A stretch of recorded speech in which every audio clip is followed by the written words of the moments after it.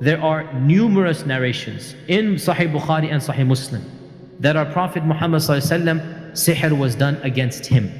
Aisha narrates that sihr was done on the Prophet ﷺ, and he began to imagine that he had done something when he hadn't done it. The Prophet would wake up in the morning believing that he needed to do a ghusl. Means he was intimate, but he had not been intimate. So shayateen especially love to play with this area of sexuality. That's why dreams of a sexual nature, whether a man or a woman sees them, what we call wet dreams, whether ejaculation occurs or not, but all dreams of a sexual nature, all of them emanate from shaitan. And that is why the prophets, none of them can have these types of dreams. So dreams of that nature, they come from shaitan. Shaitan plays with our minds, men and women. Now of course it's not sinful, we are not held accountable for what we dream and what happens in our sleep. So in this case, our Prophet ﷺ didn't have a dream, but he thought that he had done something natural and allowed between a husband and wife. And Aisha would tell him no. And so this was the maximum effect of the sihr. It did not affect the wahi, it did not affect his religion. All that it could affect, and it was the most powerful sahir alive at the time. His name is Labid ibn al-A'sam. The max he could do was to make the Prophet assume he had done something halal, and he hadn't done that halal thing, right? Now had that sihr been done against another human, it might have killed him. But our Prophet the effect was so minimal that he assumed he had done something that was halal. So even the effects of sihr were not haram. The imagination that he had was halal. So Aisha says that he made dua to Allah, and he made dua, and he made dua to Allah. Then he said to me, he's speaking to Aisha, that I feel that Allah has inspired me how to cure myself, because I saw a dream that two angels came, two people or two angels came, and one of them sat at my head and the other sat at my feet. And the two began having a conversation. So the first said, what is the problem of this man? The second responded, he has been mas'hur. Sihr has been done on him. The first said, who has done the sihr? The second said, Labid ibn al-A'sam. So the first one said, how did he do it? What material did he use? The other one replied, he used a comb and the hair that had been gathered on the comb and the outer skin of the pollen of the male date palm. And so he put some type of sihr inside this shell. The first one said, where is the sihr? And the second one said, it is in the well of Dharwan.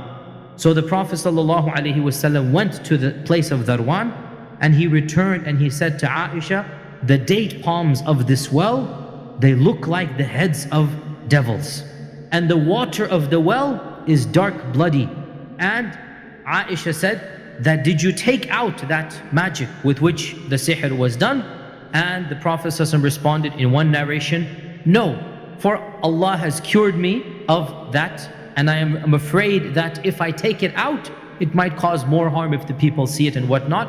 And so the well was ordered to be destroyed and covered up.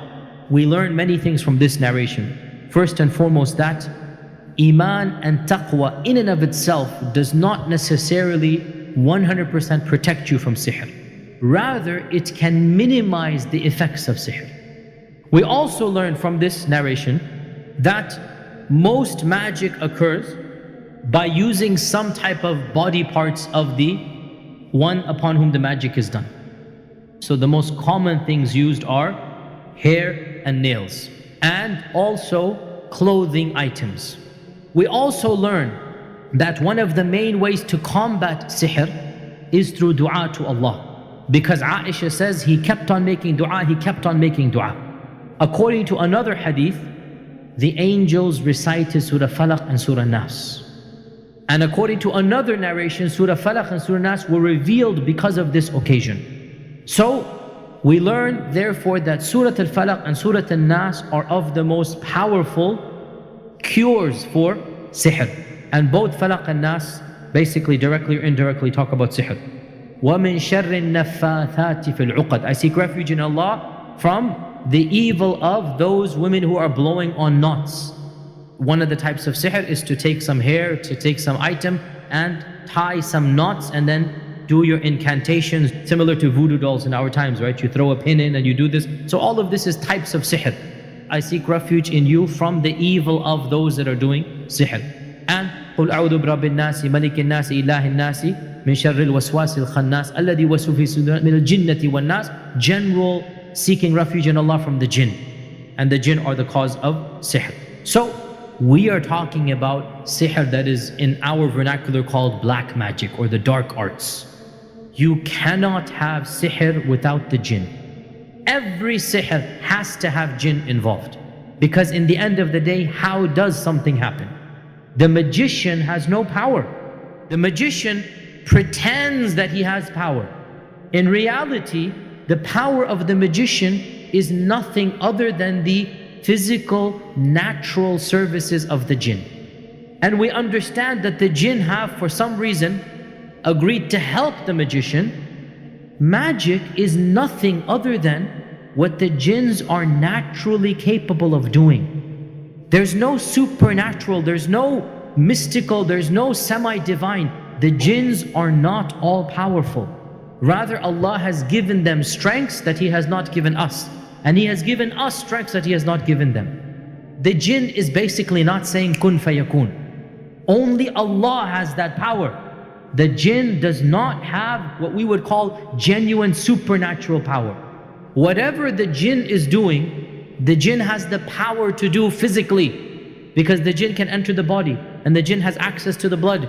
As we know, the Prophet said the jinn runs in the blood, right?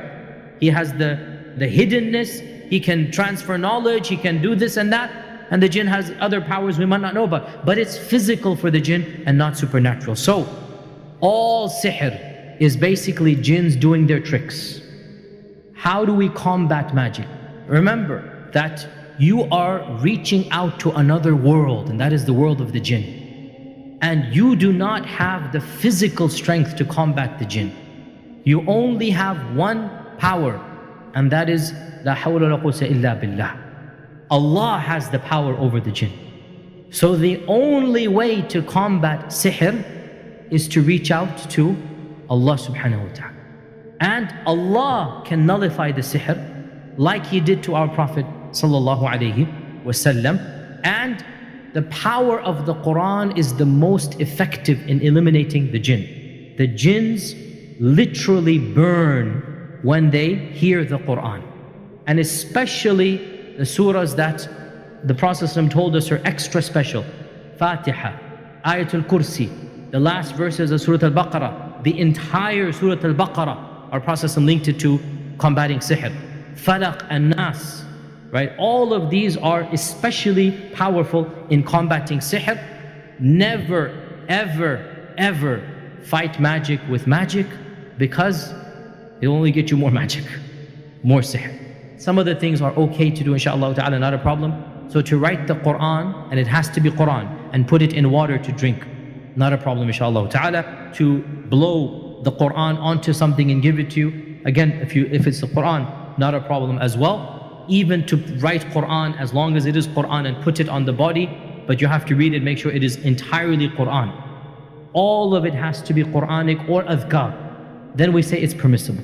But if there's weird stuff that you don't understand, languages you don't understand, scripts and symbol, you don't understand, numbers, boxes, grids, all of this is communicating with the shayateen, and it's not a part of our religion of Islam.